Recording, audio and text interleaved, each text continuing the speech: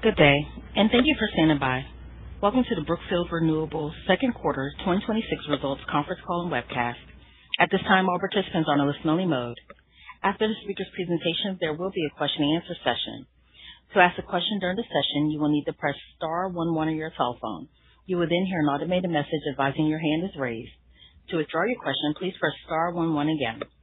Please be advised that today's conference is being recorded. I would now like to hand the conference over to your speaker today, Connor Teskey, Chief Executive Officer. Please go ahead. Thank you, operator.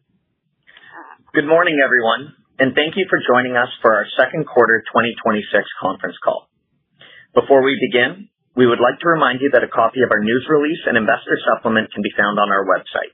We also want to remind you that we may make forward-looking statements on this call. These statements are subject to known and unknown risks, and our future results may differ materially. For more information, you are encouraged to review our regulatory filings available on SEDAR+, EDGAR, and on our website. On today's call, we will review our results for the second quarter and discuss how we continue to enhance our leadership position to capitalize on the significant growth opportunities in the current environment and continue creating long-term value for our investors.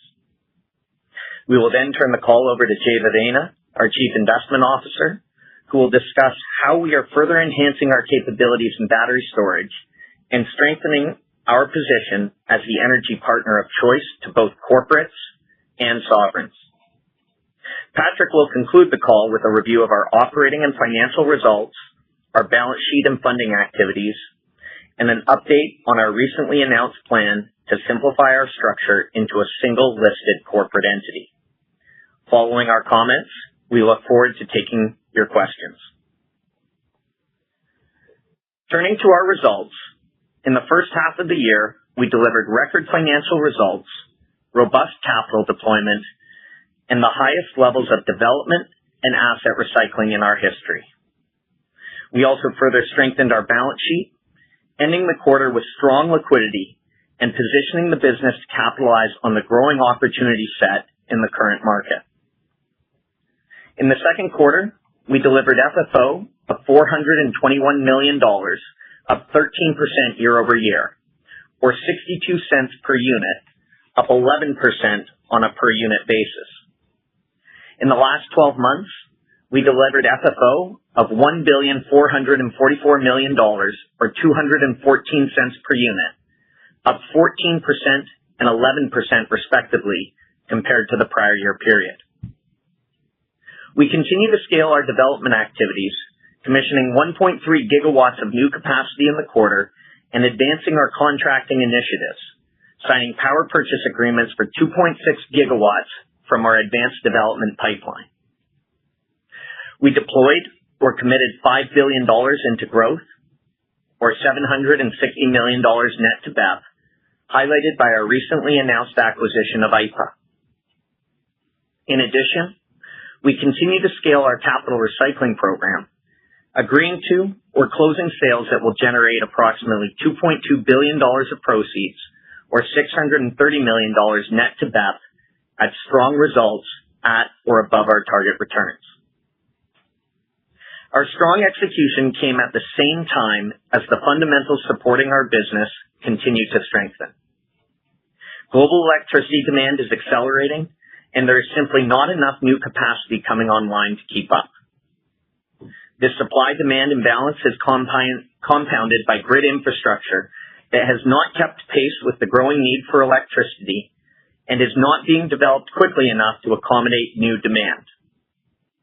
As a result, customers are increasingly balancing their needs for speed to power, scale, cost, and security of supply, while seeking partners that can deliver integrated energy solutions across multiple geographies on time and on budget. This is reinforcing the value of our global business, our broad capabilities across various mature technologies, and our scale capital. Our business today is uniquely positioned to meet our customers' evolving power needs through our global platform. We are one of the largest developers of low-cost, fast-to-market solar and wind projects. This is complemented by one of the world's largest hydro portfolios, which provides clean, dispatchable baseload power, and is further enhanced by an expanding battery storage business that is increasingly critical to improving grid reliability and enabling greater renewable power penetration. Beyond these capabilities, we have what we believe is one of the most differentiated businesses in the global power sector. Through Westinghouse, we own the world's leading nuclear technology provider. Nuclear power provides a unique combination of reliability, scale, energy security, and carbon-free baseload generation, making it an increasingly important and essential component of the global energy mix. Existing reactors represent highly strategic, long-life infrastructure that is difficult to replicate, and the value of these assets continue to grow in the current energy market. This is being recognized globally as the sector pursues reactor life extensions, restarts, and new build programs.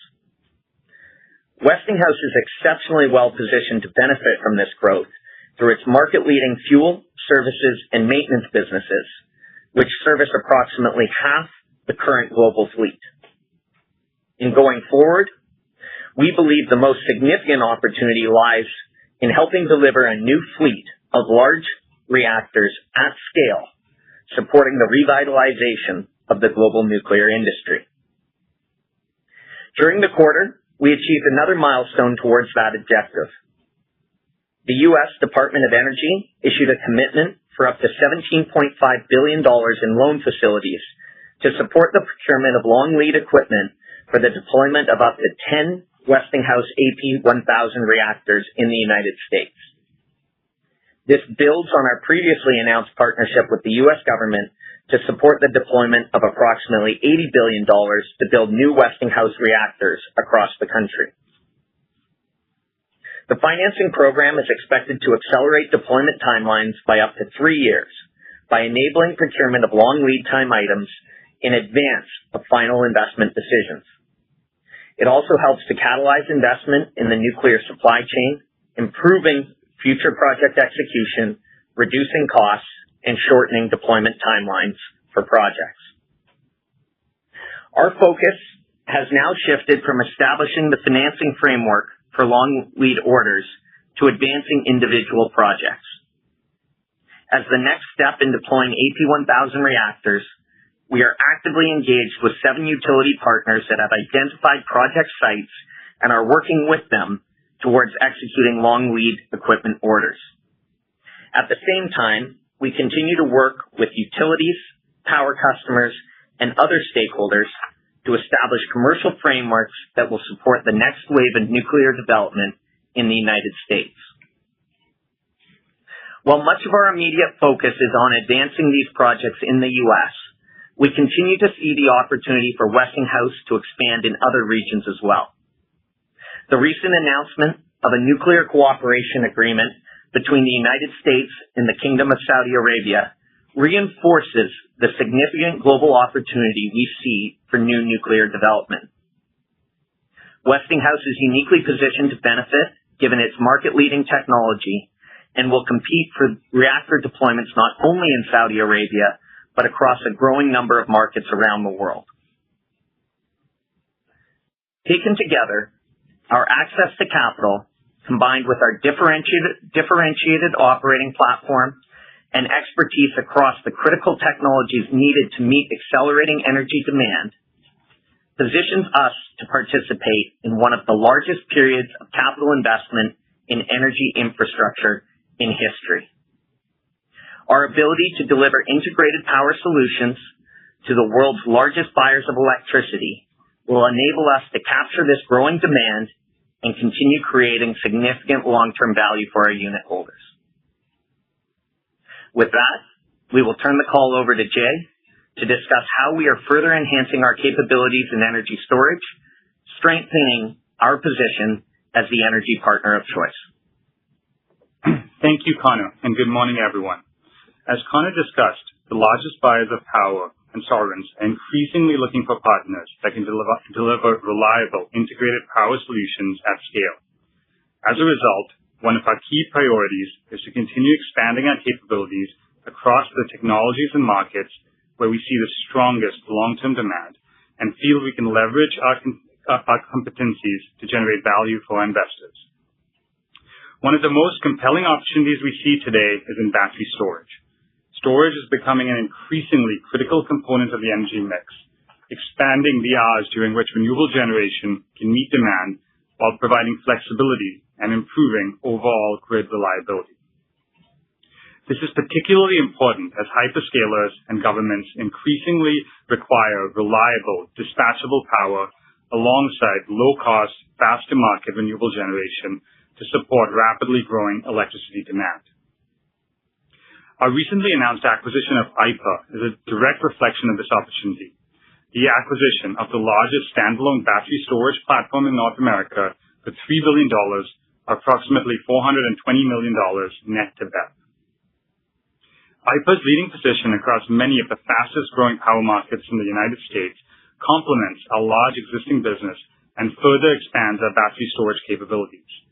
The platform includes approximately 3 gigawatts of highly contracted, operating and under construction assets, an additional 3.5 gigawatts of contracted projects, and a further pipeline of more than 20 gigawatts of assets, providing meaningful runway for development to meet the growing demands of our customers and create value. With the acquisition, we are doubling our operating and under construction battery capacity to approximately 6 gigawatts and expanding our development pipeline by over 30% to more than 80 gigawatts. IPA, alongside our acquisition of Nuyen at the end of 2024, establishes Brookfield Renewable as the leading global battery storage platform with the scale, operating and development capabilities, and customer relationships to capitalize on the growing demand for storage. The acquisition is immediately accretive, reflecting our disciplined investment approach that continues to guide our capital allocation decisions, and we see meaningful opportunities to create additional value over time by accelerating development, optimizing the capital structure and commercial strategy, and implementing an asset recycling program. In addition, by adding IPA to our existing portfolio, we further strengthen our ability to provide customers with comprehensive energy solutions across hydro, solar, wind, storage, and nuclear.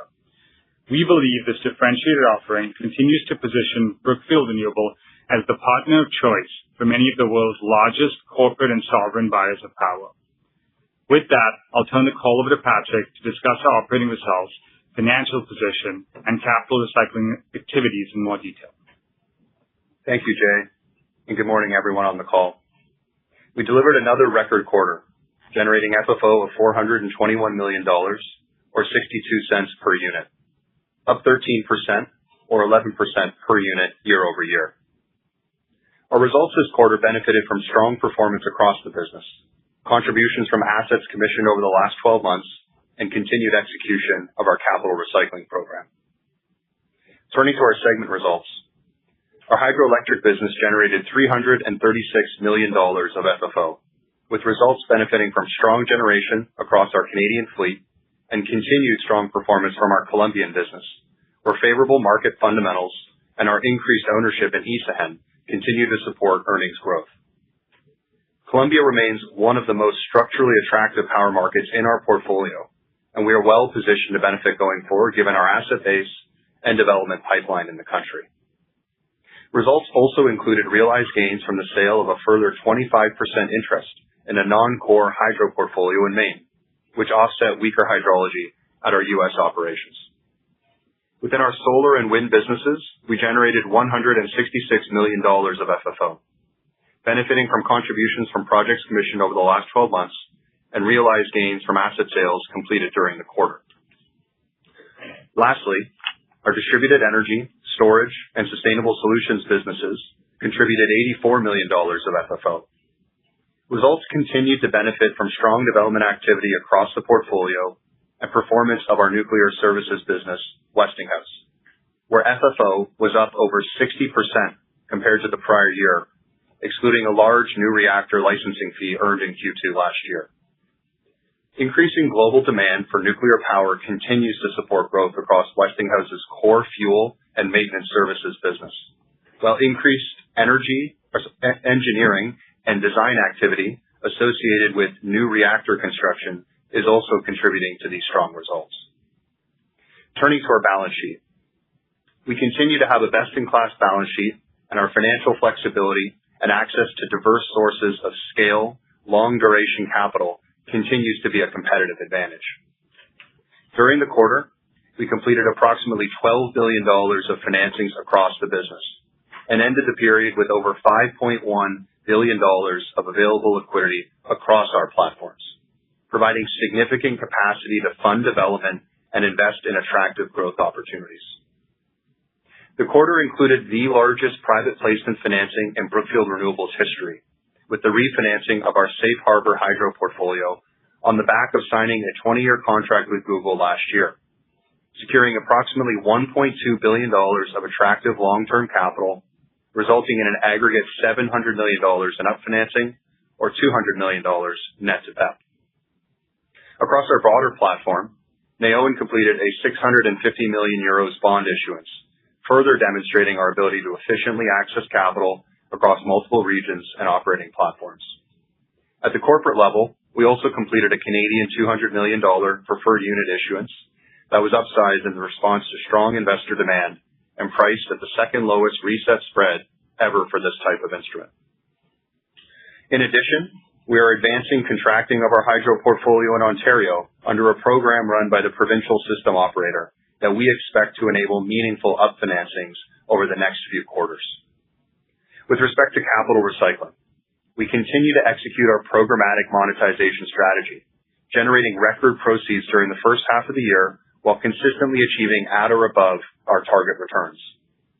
Capital recycling remains one of the competitive advantages of our business as we bring online contracted, cash-flowing infrastructure assets that are in strong demand, allowing us to consistently crystallize value created through development and operational improvements and redeploy capital into higher returning growth opportunities. During the quarter, we agreed to sell a 570 megawatt portfolio of operating solar and wind assets from our European development businesses to a newly formed European renewable power platform. Similar to the model we successfully launched earlier this year through Northview Energy, the transaction establishes a framework to continue recycling assets into this platform over time.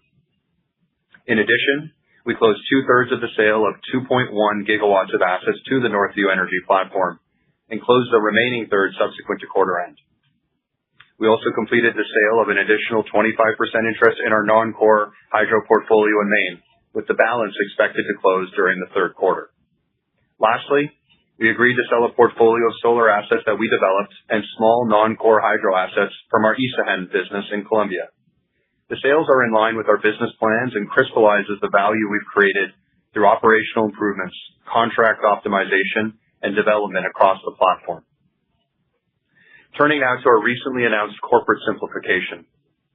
As announced last week, we are moving forward with the proposed transaction which, subject to shareholder and unit holder approvals, will combine BEP and BEPC into a single publicly traded corporation.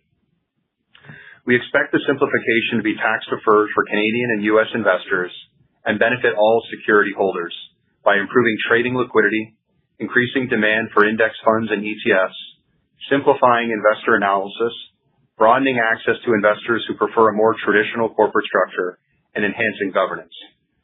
For BEP unit holders, the simplification will also eliminate partnership tax reporting forms, while also providing preferential dividend tax rates for many Canadian and U.S. taxable investors. Importantly, there will be no changes to our dividends going forward or Brookfield's ownership, management fees, or to BEP's preferred units or public debt, all of which will remain outstanding. There will also be no meaningful cost to the business as a result of the simplification. In closing, we believe Brookfield Renewable is exceptionally well positioned to continue delivering attractive long-term returns and cash flow growth. Our diversified global platform continues to generate growing and resilient cash flows. Our balance sheet and liquidity position are strong, and our disciplined approach to capital allocation, development, and capital recycling continues to drive significant value creation. We look forward to seeing many of you at our Investor Day on September 29th in Toronto. We'll provide an update on our strategic priorities, long-term growth outlook, and the opportunities we see across our business at that time. On behalf of the board and the management team, thank you for your continued support and investment in Brookfield Renewable. That concludes our prepared remarks. Operator, please open the line for questions. Thank you. As a reminder, to ask a question, please press *11 on your telephone and wait for your name to be announced. To withdraw your question, please press *11 again. Please stand by while we compile the Q&A roster.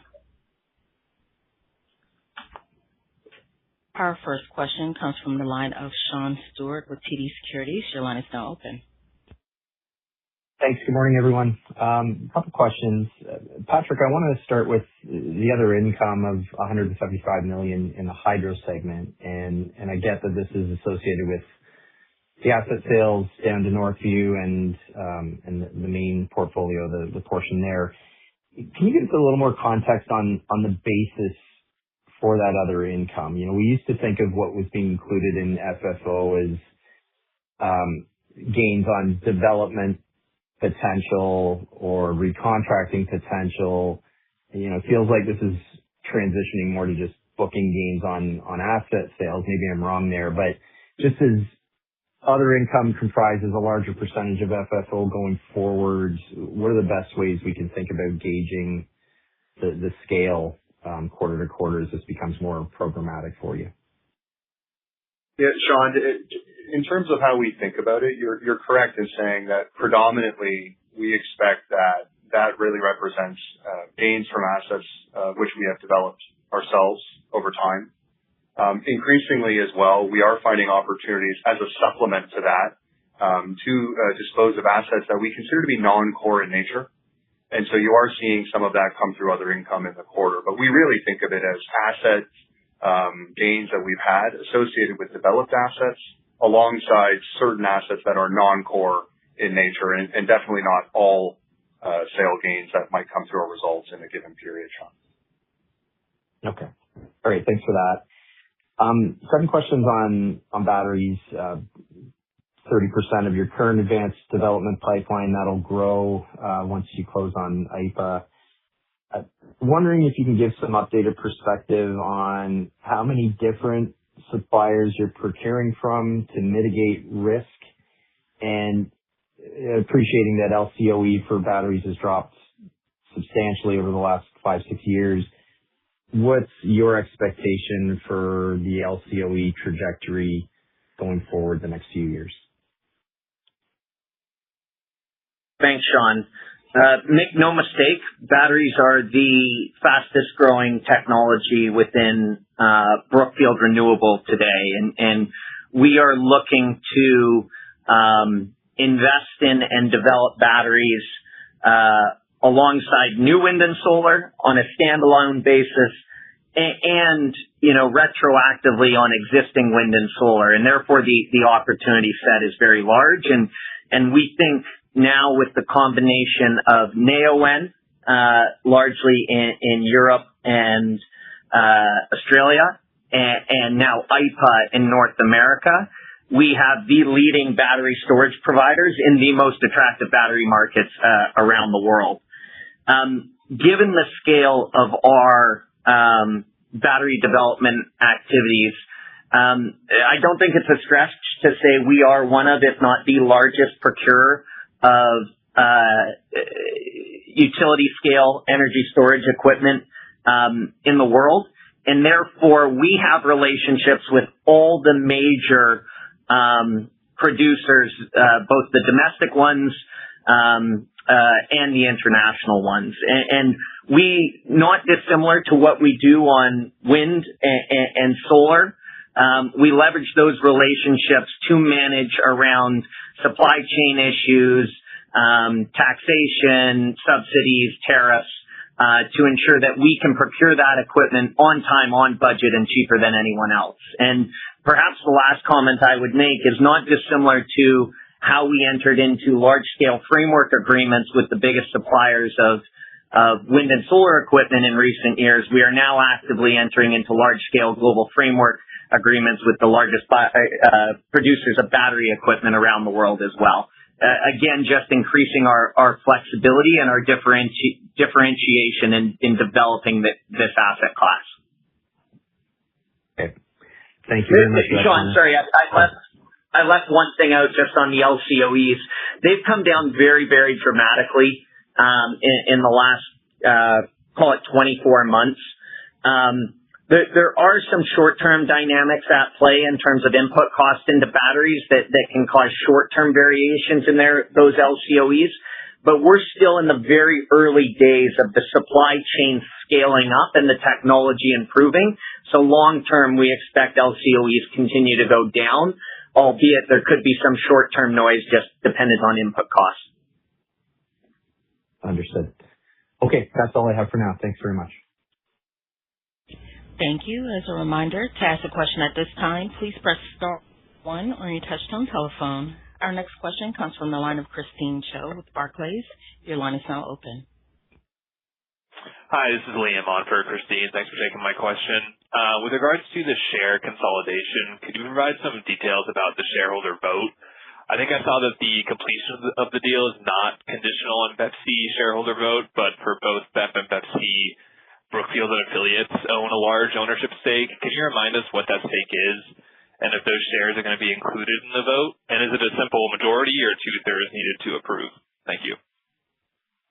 Hi, Liam. It's Patrick here. So you're correct in saying that the simplification transaction is going to involve shareholder approvals at both the Brookfield Renewable Partners level as well as at the Brookfield Renewable Corporation level. There will be individual votes for the shareholders and the unit holders. It would require at both levels a 2/3 of the vote actually saying yes to pass. In one of the entities, that vote would be for all outstanding shareholders, and in another, it would be for all of those who vote. But 2/3 is a general rule of thumb should be your thought process with respect to passing those resolutions to do the simplification. Brookfield Renewable is held on a look-through basis 47% by Brookfield holders. And so you'd imagine a significant amount of the holdings with respect to the Brookfield Renewable Partners votes will be done by Brookfield Corporation and voted in favor. Secondarily, at the Brookfield Renewable Corporation level, there is a stake of roughly 10% that's held by Brookfield holders, which again would be broadly supportive of the transaction. So two votes, which we will be going to vote sometime in October this year. The expectation is, to the extent both shareholders approve, we would look to close the transaction by the end of the year. An important point is the transaction will go forward to the extent that BEP unit holders approve the transaction. That is a requirement. However, in the event that only BEP unit holders approve and not BEPC, we would continue to go through with the transaction. The transaction is not contingent on BEPC shareholders approving it. Great. Thank you. Thank you. I would now like to hand the call back over to Connor Teskey for closing remarks. Great. Thank you, everyone, for your interest in Brookfield Renewable and our results this quarter. We thank you for your continued support. We look forward to seeing you at our Investor Day in September and then updating you at the end of next quarter with our Q3 results. Thank you and have a great day. This concludes today's conference. Thank you for your participation. You may now disconnect.